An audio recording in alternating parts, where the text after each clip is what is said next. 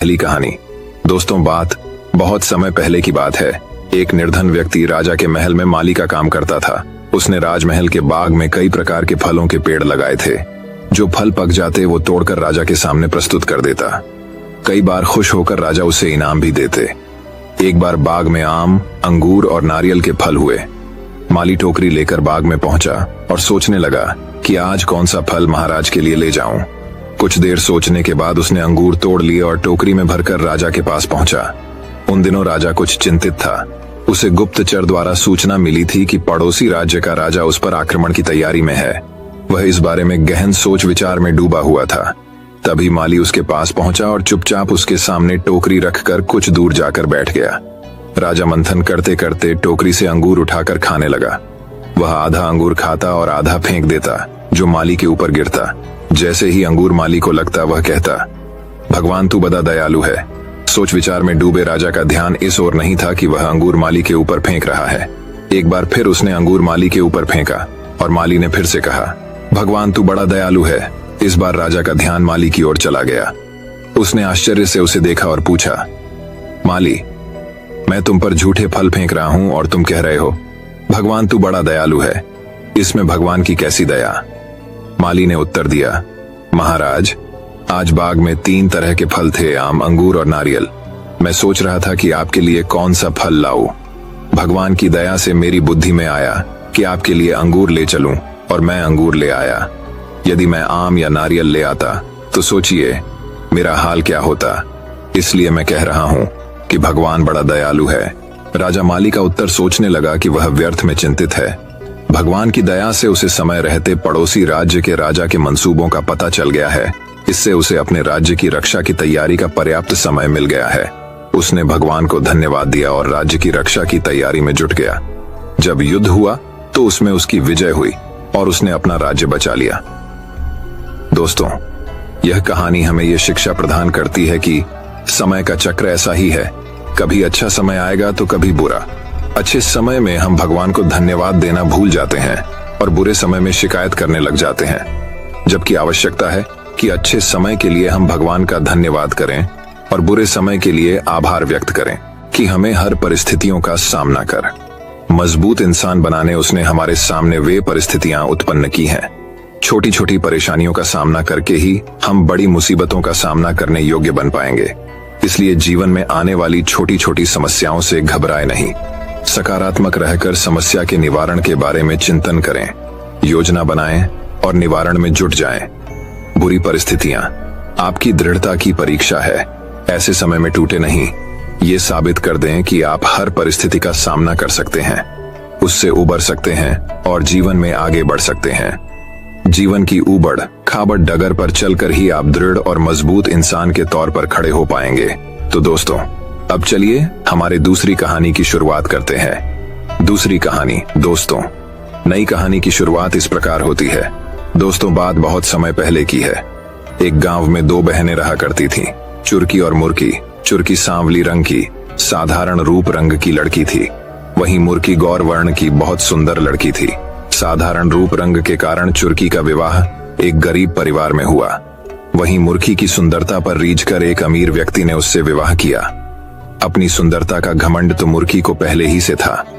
विवाह के बाद उसे दौलत का भी घमंड हो गया। दोनों बहनें आसपास ही रहा करती थीं। जब भी मौका मिलता मुर्की चुरकी को उसकी गरीबी के कारण नीचा दिखाने की कोशिश करती। चुरकी को बुरा तो लगता, किंतु वह मन महसूस कर रह जाती। चुरकी के दिन बड़ी तंगहाली में गुजर रहे थे। 2 वक्त की रोटी भी बड़ी मुश्किल से जुट पाती थी। कई बार उसने मुर्की से मदद की गुहार की, किंतु मुर्की ने कभी उसकी कोई मदद नहीं की। एक दिन चुरकी ने सोचा कि दूसरे गांव में रहने वाले अपने भाई से मदद मांग लूं। वह कभी इनकार नहीं करेगा और वह अपने बच्चों को घर पर पति के पास छोड़ दूसरे गांव के लिए निकल पड़ी। रास्ते में उसे एक गौशाला दिखाई पड़ी जिसके द्वार पर एक गाय खड़ी थी। चुरकी को देखकर गाय बोली, बेटी, जरा मेरी गौशाला साफ कर दे, बैठने की भी जगह नहीं है। चुरकी ने देखा कि पूरी गौशाला गोबर से भरी हुई है। उसने गौशाला साफ कर दी। गाय ने उसका धन्यवाद किया और वापस आते समय मिलकर जाने की बात कही। चुरकी आगे बढ़ गई। कुछ दूर जाने के बाद उसे बेर का पेड़ दिखाई पड़ा। वह पेड़ के पास से गुजरी तो बेर के पेड़ ने कहा, बहन, नीचे बहुत सारे कांटे बिखरे हुए हैं, जरा साफ कर दो। चुरकी ने बिना देर के बेर के पेड़ के नीचे से सारे कांटे साफ कर दिए। बेर के पेड़ ने उसका धन्यवाद किया और वापस आते समय मिलकर जाने की बात कही। चुरकी आगे बढ़ गई। आगे बढ़ने पर उसे एक बूढ़ी अम्मा दिखाई पड़ी जो सिर पर भारी टोकरी ले जा रही थी। चुरकी ने उससे पूछा, कहाँ जा रही हो अम्मा? गांव तक जा रही हूँ बेटी, बूढ़ी अम्मा ने जवाब दिया।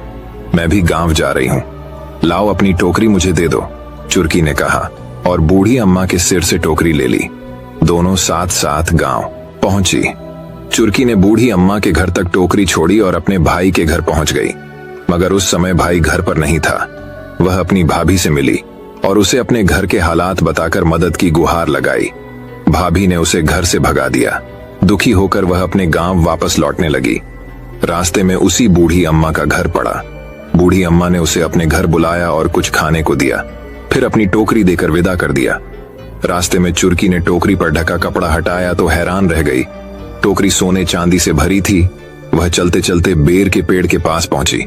बेर के पेड़ ने उसे रोका और कहा, मेरे तने की खोह में तुम्हारे लिए उपहार है। चुरकी ने खोह में हाथ डाला। वहां उसे हीरे जवाहरात की पोटली मिली। वह बेर के पेड़ का धन्यवाद कर आगे बढ़ गई। चलते चलते वह गौशाला के पास पहुंची। वहां गाय उसका इंतजार कर रही थी। उसने अपने गले में बंधी सोने की घंटी उसे दे दी। चुरकी जब घर पहुंची तो सारी चीजें अपने पति और बच्चों को दिखाई। वे सभी बहुत खुश हुए। उनके दिन फिर गए। वे गांव के अमीर लोगों में शुमार हो गए। ये देखकर मुर्की झलक उड़ गई। एक दिन उसने चुरकी के बच्चों को अपने घर बुलाया और उनसे पूछा कि वे उतने अमीर कैसे बन गए। बच्चों को कुछ पता नहीं था। वे बोले, मामा के घर से उपहार लाई। मुर्की ने सोचा कि जरूर उसके भाई ने चुरकी को उपहार में ढेर सारा रुपया पैसा दिया होगा। उसने भी अपने भाई के घर जाने का फैसला कर लिया। अगले दिन वह भाई के गांव के लिए निकल पड़ी। रास्ते में उसे गौशाला के सामने खड़ी गाय दिखी। गाय ने उससे गौशाला साफ करने का निवेदन किया, जिसे ठुकराकर मुरक्की आगे बढ़ गई। आगे उसे बेर का पेड़ दिखा, जिसने उससे कांटे साफ करने का निवेदन किया, किंतु मुर्की मुंह बनाकर आगे बढ़ गई। गांव के बाहर उसे वही बूढ़ी अम्मा दिखाई पड़ी, जो टोकरी सिर पर रखकर घर जा रही थी। उसने मुर्की से टोकरी घर तक पहुंचाने को कहा, तो मुर्की यह कहकर आगे बढ़ गई कि वह उसकी नौकर नहीं है। वह आखिरकार अपने भाई के घर पहुंची। भाई घर पर ही था। उसने उसका खूब सत्कार किया, मगर बिना कुछ दिए ही उसे वापस भेज दिया। दुखी मन से वह वापस लौटने लगी। रास्ते में उसे प्यास लगी। वह पानी मांगने एक घर में गई। वह उसी बूढ़ी अम्मा का घर था। उसने उसे पानी दिया।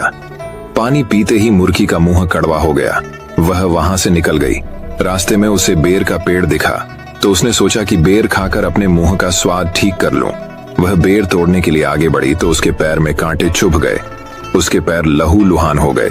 किसी प्रकार चलते हुए वह गाय के गौशाला तक पहुंची। वह दर्द के मारे कराह रही थी। वह वहीं टीले पर बैठने को हुई तो गाय ने उसे सींग मारकर गिरा दिया। उसकी कमर टूट गई। किसी प्रकार वह घर पहुंची और महीनों बिस्तर पर पड़ी रही। उसे अपने बुरे व्यवहार, घमंड और लालच का फल मिल गया था। दोस्तों, यह कहानी हमें ये शिक्षा प्रदान करती है कि कभी घमंड नहीं करना चाहिए और हमेशा दूसरों की सहायता करनी चाहिए। हमें वही फल स्वरूप मिलता है जैसे हमारे कर्म होते हैं। तो दोस्तों, अब चलिए हमारे तीसरी कहानी की शुरुआत करते हैं। तीसरी कहानी, परेशानियों का हल। एक छोटे से गांव में एक बहुत बद्धा जमींदार रहता था, जो कि बहुत आमिर था। गांव का छोटे से छोटा फैसला करने के लिए भी सारे गांव वाले उसी के पास जाते थे और उसी से राय लेते थे। एक बार उस जमींदार के आंखों में किसी तरह का इन्फेक्शन हो गया। उसने गांव के सारे हकीमों से अपना इलाज करवाया, लेकिन उसकी आंखें ठीक नहीं हुई। वो जब भी आंखें खोलता था तो उसे बड़ी तकलीफ हुआ करती थी। फिर कुछ दिनों के बाद वो अपनी आंखों का इलाज करवाने के लिए गांव से बाहर चला गया। बाहर के डॉक्टरों ने उसकी आंखों का चेकअप किया और उस जमींदार से कहा कि आपकी आंखों में एक तरह का इन्फेक्शन हो गया है। आपकी आंखों के सामने हरे कलर के अलावा अगर कोई दूसरा कलर आया तो आपकी आंखें जलने लगेंगी, उसमें तकलीफ होने लगेंगी। जब जमींदार ने यह बात सुनी तो वो डर गया और बहुत ही परेशान रहने लगा। और अब वो जमींदार ज्यादातर अपनी आंखें बंद ही रखने लगा था, क्योंकि उसके आसपास दूसरी चीजें भी थीं जो कि हरे कलर की नहीं थीं। वो जमींदार दिन रात बस इस प्रॉब्लम के सल्यूशन के बारे में ही सोचने लगा था और परेशान रहने लगा था। कई दिन सोचने के बाद उसके दिमाग में एक आइडिया आया। उसने अपने नौकरों को बुलाया और कहा, इस सारे गांव को हरा कलर मारकर हरा कर दो। गांव में जहां जहां भी जाता हूं सारी जगह को हरा कर दो। उस जमींदार के कहने पर सारे गांव को हरा कर दिया गया।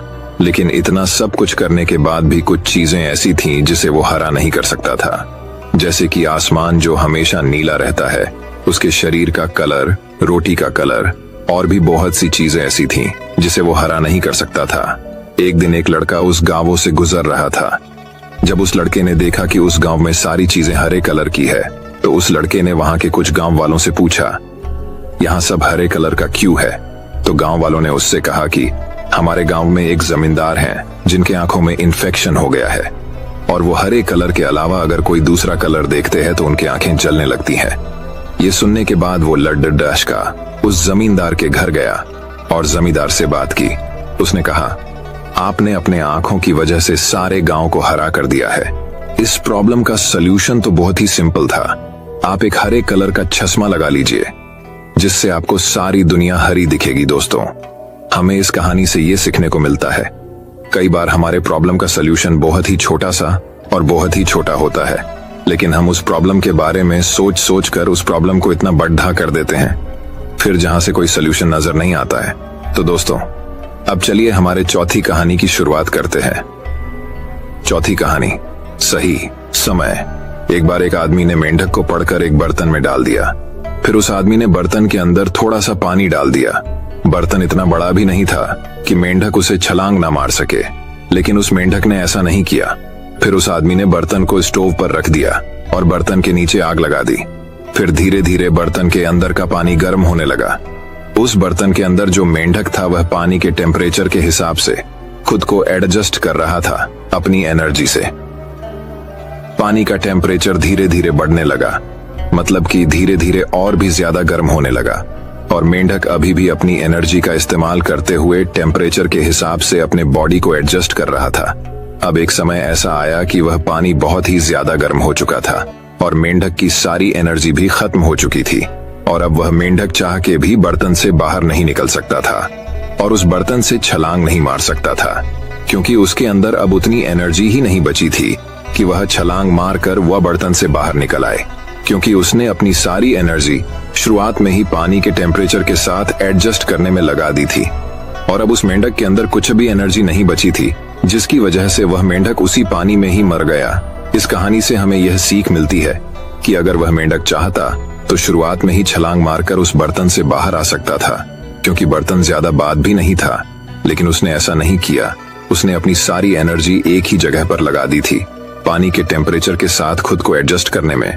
और जब आखिर में उसके पास कोई ऑप्शन नहीं बचा सिवाय उस बर्तन से बाहर निकलने में, तब वह ऐसा कर नहीं सका, क्योंकि उसकी अंदर की सारी एनर्जी खत्म हो चुकी थी। मेंढक की मौत किस वजह से हुई? गर्म पानी की वजह से नहीं, मौत हुई सही समय पर छलांग न करने की वजह से। हम भी इसी तरह अच्छे वक्त का इंतजार करते रहते हैं। अच्छे वक्त का इंतजार मत करो, बस छलांग लगा दो। सब कुछ सही करने का सोच कर मत कूदो, क्योंकि ऐसा सोचोगे तो कभी कूद ही नहीं पाओगे। कहते हैं सबसे अच्छा कूदने का वक्त तब होता है जब आप तैयार नहीं होते हो, क्योंकि असली तैयारी कूदने के बाद शुरू होती है। और अपनी एनर्जी एक ही चीज पर वेस्ट मत करो, हमेशा अपनी एनर्जी को बचा कर रखो सही चीजों को वक्त देने के लिए, इससे आपकी इंप्रूवमेंट हो। आज के समय में बहुत से लोग अपनी एनर्जी फिजूल चीजों पर लगा रहे हैं, और जब वह बाद में कुछ मीनिंगफुल करने के लिए बैठते हैं तो उनके अंदर इतनी एनर्जी और वक्त नहीं रहता है जिससे वह उस काम को कर सके, और वह एक जगह पूरी तरह से फोकस नहीं कर पाते हैं। तो दोस्तों, अब चलिए हमारे पांचवी कहानी की शुरुआत करते हैं। पांचवी कहानी, एक बार की बात है, एक शिकारी था जो पक्षियों का शिकार करता था। एक दिन और शिकारी मार्केट जाता है और अपने लिए मार्केट से एक डॉग खरीदता है। उसे दिन गुजारने के बाद वह शिकारी नदी के पास बतख का शिकार करने जाता है और वह अपने साथ उसे डॉग को भी ले जाता है।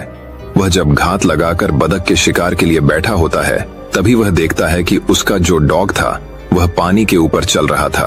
अब ये देखकर वह शिकारी बहुत ही हैरान हो जाता है।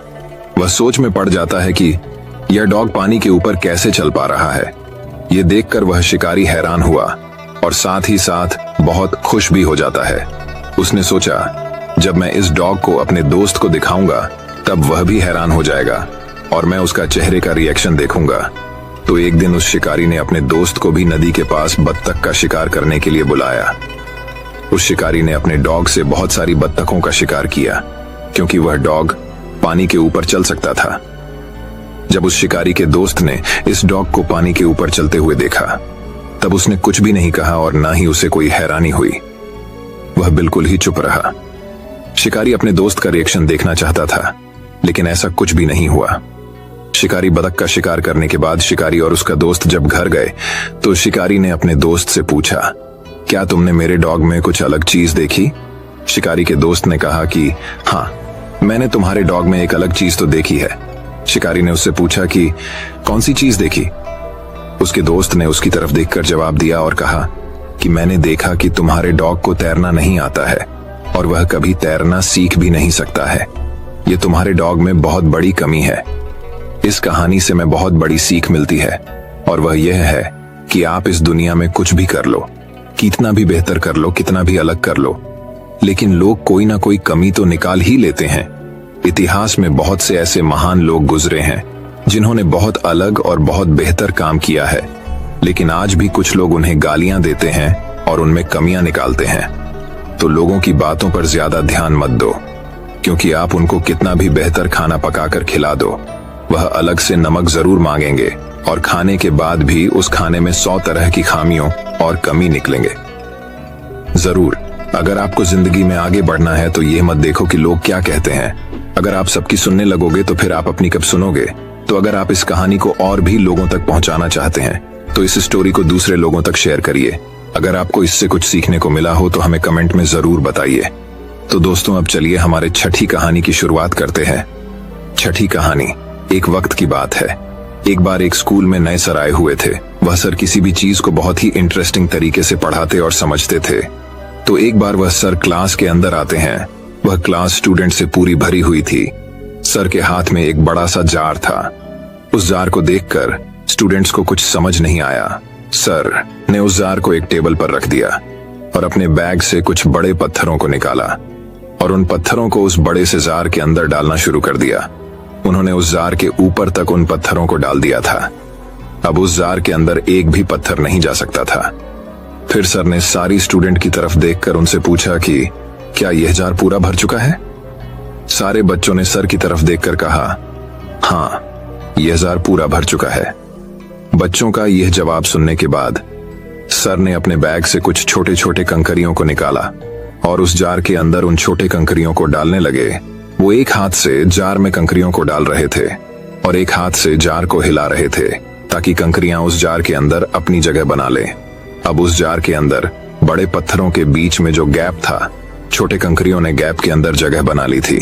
सर ने उन छोटे कंकारियों को भी जार के ऊपर तक भर दिया और फिर से सारी स्टूडेंट की तरफ देखकर कहा, क्या अब ये जार पूरी तरह से भर चुका है? इस बार सभी स्टूडेंट्स खामोश थे और बोलने के लिए हिचकिचा रहे थे, लेकिन फिर भी कुछ स्टूडेंट्स ने हाँ में जवाब दिया और सर की तरफ देखकर कहा, यस सर, ये जार अब भर चुका है। तभी सर ने इस बार अपने बैग से एक डिब्बा निकाल जिसमें रेत भरी हुई थी और फिर उस जार को रेत से भरने लगे। फिर रेत जार के छोटे छोटे गैप में जाकर बैठ गई जो कंकर और पत्थरों के बीच में थी। सर ने रेत को भी जहर के ऊपर तक भर दिया और फिर से स्टूडेंट से पूछा, अब क्या ये जार भर चुका है? तभी एक स्टूडेंट खड़ा हुआ और उसने सर से कहा, नहीं सर, उस जार को एक बार हिलाओ। फिर सर ने उस जार को हिलाया। हिलाने के बाद जार में रेत थोड़ा सा नीचे को फिसल गई। सर ने जार के ऊपर फिर से रेत डाल दी और उसे ऊपर तक भर दिया। सर ने उस लड़के की तरफ देखकर कहा, क्या अब यह जार भर चुका है? इस बार सभी स्टूडेंट्स जार को देखकर संतुष्ट हो गए और सभी ने हाँ कहा। तभी सर ने अपने बैग से पानी की एक बोतल निकाली और पानी को उस जार के अंदर डालने लगे। पानी भी उस जार के अंदर जाता जा रहा था और सारे स्टूडेंट हैरानी से ये देख रहे थे। सर जार में पानी तब तक डालते रहे जब तक पानी जार से बाहर गिरने नहीं लगा। सारे स्टूडेंट यह देखकर खामोश थे। तभी सर ने समझने वाले अंदाज में सारे स्टूडेंट की तरफ देखकर कहा, इन सारी चीजों से भरा यह जार हमारी जिंदगी की तरह है और ये जो बड़े पत्थर है जो मैंने इस जार में सबसे पहले डाले थे वो हमारी जिंदगी की इंपॉर्टेंट चीजों की तरह है, जैसे कि हमारी फैमिली, हमारे दोस्त, हमारी हेल्थ। अगर बाकी सब कुछ हमसे छीन जाए, हमसे छूट जाए और यह हमारे साथ हो, फिर भी हमारा जार भरा ही रहेगा, हमारी जिंदगी भरी रहेगी। और कांकरियां हमारी जिंदगी की वो दूसरी चीज होती है जो हमारे लिए जरूरी होती है। जैसे हमारी जब, हमारा घर और हमारी गाड़ी, और रेत जो है वह हमारी जिंदगी की आम और मामूली चीजों को रिप्रेजेंट करती। बस इन्हीं चीजों के बीच हमारी जिंदगी घूमती रहती है। लेकिन अगर उस जार में हम रेत या कंकर को पहले डाल दें, तब जार में उन पत्थरों के लिए जगह नहीं बचेंगे। लेकिन जब मैंने पहले उन पत्थरों को उस जार में डाला, तब कंकरियां और रेत भी उस जार में आराम से समा गए। यही चीज हमारी जिंदगी पर भी अप्लाई होती है। हमारी जिंदगी में भी हमें पहले अपनी फैमिली, हेल्थ और अपने पैशन को इम्पोर्टेंस देनी चाहिए, बाद में बाकी चीजों को। अगर आप अपना सारा टाइम, अपनी सारी एनर्जी मामूली और अनइम्पोर्टेंट चीजों पर बर्बाद कर दोगे, तो आपके पास इम्पोर्टेंट चीजों के लिए टाइम ही नहीं बचेगा। अपनी फैमिली के लिए, अपनी हेल्थ के लिए, अपनी प्रोडक्टिविटी के लिए आपके पास टाइम ही नहीं होगा। अगर आप चीजों को प्रायोरिटी नहीं करोगे, तो आपकी जिंदगी की इम्पोर्टेंट चीजें अधूरी रह जाएगी। इसीलिए जार के अंदर पहले पत्थरों को रखो, कंकर और रेत जैसे मामूली कामों को उनकी जगह मत लेने दो। तो दोस्तों, अब चलिए हमारे 7वीं कहानी की शुरुआत करते हैं। 7वीं कहानी। एक बार एक वैज्ञानिक ने एक टिड्डे को पकड़ा और उसे अपनी आवाज पर छलांग लगाना सिखाया। वह टिड्डे से कहता कि कूदो, और वह आवाज सुनकर वह जोर से छलांग लगता। और वह वैज्ञानिक था, तो प्रयोग करना तो बनता ही था। उन्होंने टिड्डे के छलांग पर प्रयोग किया। वैज्ञानिक ने उसकी एक टांग तोड़ दी और फिर बोला, कूदो। अब टिड्डे की छलांग की दूरी कम हो गई। वैज्ञानिक ने अब उसकी दूसरी टांग भी तोड़ दी और फिर बोल, कूदो। फिर क्या होना था? टिड्डे की छलांग और कम हो गई। फिर उसने उसकी तीसरी टांग भी तोड़ दी। फिर छलांग की दूरी और कम हो गई। एक एक करके बेचारे टिड्डे की सारी टांग तोड़ दी गई। अब आखिरी टांग टूटने पर जब उसे कहा गया कूदो, तो वह हल भी नहीं पाया। अब वैज्ञानिक ने अपना निष्कर्ष अपनी डायरी में लिखा। जानते हो उसने क्या लिखा? जब टिड्डे की एक टांग तोड़ी गई तो वह थोड़ा बहरा हो गया। जब उसकी दूसरी टांग तोड़ी गई तब वह और बहरा हो गया। हर टांग टूटने के साथ वह और बहरा होता गया, और सारी टांग टूटने के बाद वह पूरा बहरा हो गया। जोर जोर से चिल्लाने का भी उसे पर कोई असर ना हुआ।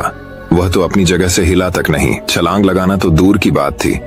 इस कहानी को सुनकर आप सभी को ऐसा ही लग रहा है ना कि क्या मूर्ख वैज्ञानिक था, कि कितनी सीधी सी बात इसको समझ में ही नहीं आई। आप में से कुछ लोग ये भी सोच रहे होंगे कि ये तो एक छोटे बच्चों को भी पता है कि टिड्डे की छलांग उसकी टांग टूटने की वजह से कम होती जा रही थी, ना कि वह बहरा हो गया था। पर दोस्तों, हम सभी जीवन में कई बार ऐसे ही मूर्ख बन जाते हैं। कई बार जीवन में दो घटनाएं एक साथ ऐसे घटती है कि उनका एक दूसरे से कोई संबंध होता ही नहीं, फिर भी ऐसा लगता है कि गहरा संबंध है।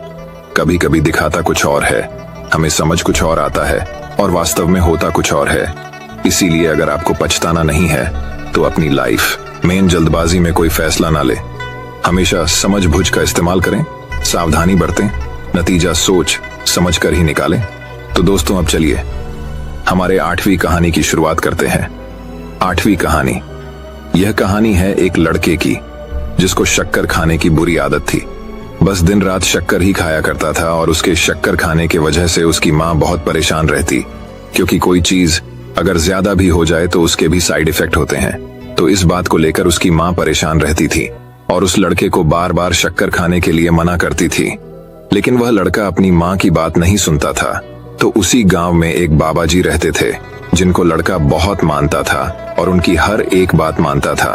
तो उसकी माँ ने सोचा कि बाबा जी से कहने लगाऊंगी कि आप इसे शक्कर खाने से मना कीजिए। उसने अपने बेटे को बाबा जी के पास लेकर गई। बाबा जी एक पेड़ के नीचे बैठे हुए थे। उस औरत ने बाबा जी से कहा, आप मेरे बेटे से सिर्फ इतना कह दीजिए कि वह अब से शक्कर ना खाए। करू बाबा जी ने उस औरत से कहा कि ये बात मैं तुम्हारे बेटे से अगले हफ्ते कहूंगा। तुम अपने बेटे को अगले हफ्ते मेरे पास लाना। वह औरत अपने बेटे को लेकर चली गई, और पूरा एक हफ्ता गुजरने के बाद वह फिर से अपने बेटे को बाबा जी के पास लेकर आई। बाबा जी पेड़ के नीचे बैठे हुए थे, और बाबा जी ने उस लड़के से सिर्फ इतना कहा कि बेटे, अब से तुम शक्कर मत खाना। लड़का बाबा जी के इतनी सी बात से ही शक्कर खाना छोड़ देता है। लेकिन उसकी माँ हैरान थी कि सिर्फ इतना सा खाने के लिए बाबा जी ने मुझे एक हफ्ते के बाद बुलाया। उसने बाबा जी से पूछ ही लिया, बाबा जी, सिर्फ इतना सा कहने के लिए तुमने मुझे 1 हफ्ते के बाद क्यों बुलाया? बाबा जी का जवाब थोड़ा ध्यान से पढ़िएगा। बाबा जी ने कहा कि 1 हफ्ता पहले मैंने भी शक्कर खाना नहीं छोड़ा था। दोस्तों, एक है कि अगर हम दुनिया को बदलना चाहते हैं तो पहले हमें खुद बदलना पड़ेगा। दोस्तों, आप लोगों ने ज्यादातर देखा होगा, घर में जो बड़े लोग होते हैं वह अपने से उम्र में छोटे लोगों को ही आप बच्चों को कहते हैं, ये काम मत करो, लेकिन वह खुद करते हैं। जो बदलाव हम संसार में लाना चाहते हैं वही बदलाव पहले हमें खुद में लाना पड़ेगा। तो दोस्तों, अब चलिए हमारे 9वीं कहानी की शुरुआत करते हैं। 9वीं कहानी। एक बार की बात है, एक शिकारी था जो पक्षियों का शिकार करता था। एक दिन और शिकारी मार्केट जाता है और अपने लिए मार्केट से एक डॉग खरीदता है। उसे दिन गुजारने के बाद वह शिकारी नदी के पास बतख का शिकार करने जाता है और वह अपने साथ उसे डॉग को भी ले जाता है। वह जब घात लगाकर बतख के शिकार के लिए बैठा होता है तभी वह देखता है कि उसका जो डॉग था वह पानी के ऊपर चल रहा था। अब ये देखकर वह शिकारी बहुत ही हैरान हो जाता है। वह सोच में पड़ जाता है कि यह डॉग पानी के ऊपर कैसे चल पा रहा है। ये देखकर वह शिकारी हैरान हुआ और साथ ही साथ बहुत खुश भी हो जाता है। उसने सोचा, जब मैं इस डॉग को अपने दोस्त को दिखाऊंगा तब वह भी हैरान हो जाएगा और मैं उसका चेहरे का रिएक्शन देखूंगा। तो एक दिन उस शिकारी ने अपने दोस्त को भी नदी के पास बत्तख का शिकार करने के लिए बुलाया। उस शिकारी ने अपने डॉग से बहुत सारी बत्तखों का शिकार किया क्योंकि वह डॉग पानी के ऊपर चल सकता था। जब उस शिकारी के दोस्त ने इस डॉग को पानी के ऊपर चलते हुए देखा तब उसने कुछ भी नहीं कहा और ना ही उसे कोई हैरानी हुई। वह बिल्कुल ही चुप रहा। शिकारी अपने दोस्त का रिएक्शन देखना चाहता था, लेकिन ऐसा कुछ भी नहीं हुआ।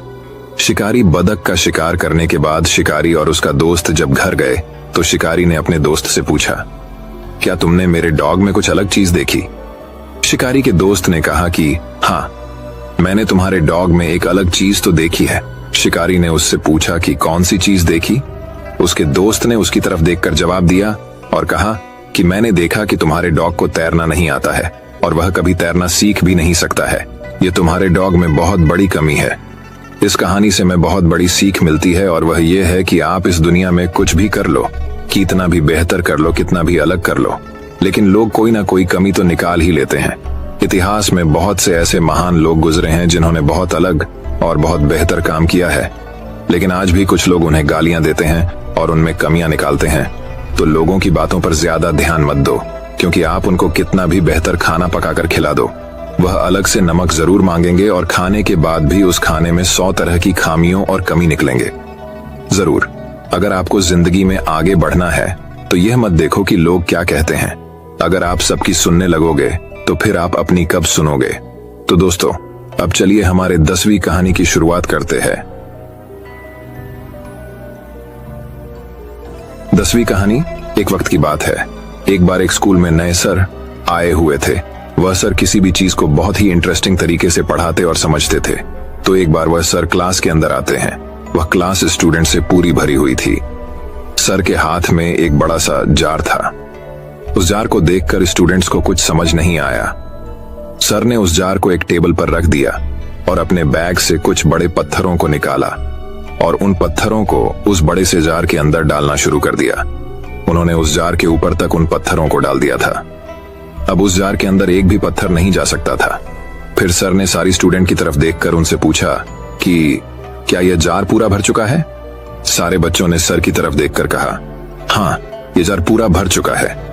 बच्चों का यह जवाब सुनने के बाद सर ने अपने बैग से कुछ छोटे छोटे कंकरियां को निकाला और उस जार के अंदर उन छोटे कंकरियां को डालने लगे।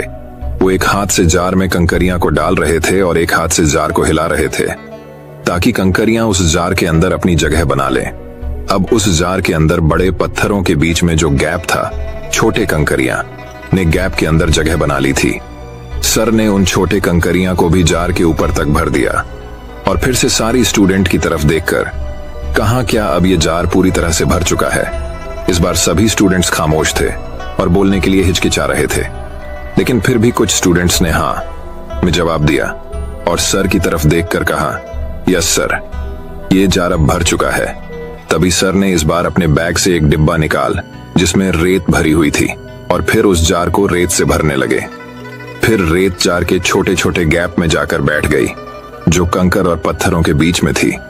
सर ने रेत को भी जहर के ऊपर तक भर दिया और फिर से स्टूडेंट से पूछा, अब क्या ये जार भर चुका है? तभी एक स्टूडेंट खड़ा हुआ और उसने सर से कहा, नहीं सर, उस जार को एक बार हिलाओ। फिर सर ने उस जार को हिलाया।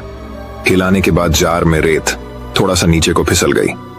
सर ने जार के ऊपर फिर से रेत डाल दी और उसे ऊपर तक भर दिया। सर ने उस लड़के की तरफ देखकर कहा, क्या अब यह जार भर चुका है? इस बार सभी स्टूडेंट इस जार को देखकर संतुष्ट हो गए और सभी ने कहा। तभी सर ने अपने बैग से पानी की एक बोतल निकाली और पानी को उस जार के अंदर डालने लगे। पानी भी उस जार के अंदर जाता जा रहा था और सारे स्टूडेंट हैरानी से ये देख रहे थे। सर जार में पानी तब तक डालते रहे जब तक पानी जार से बाहर गिरने नहीं लगा।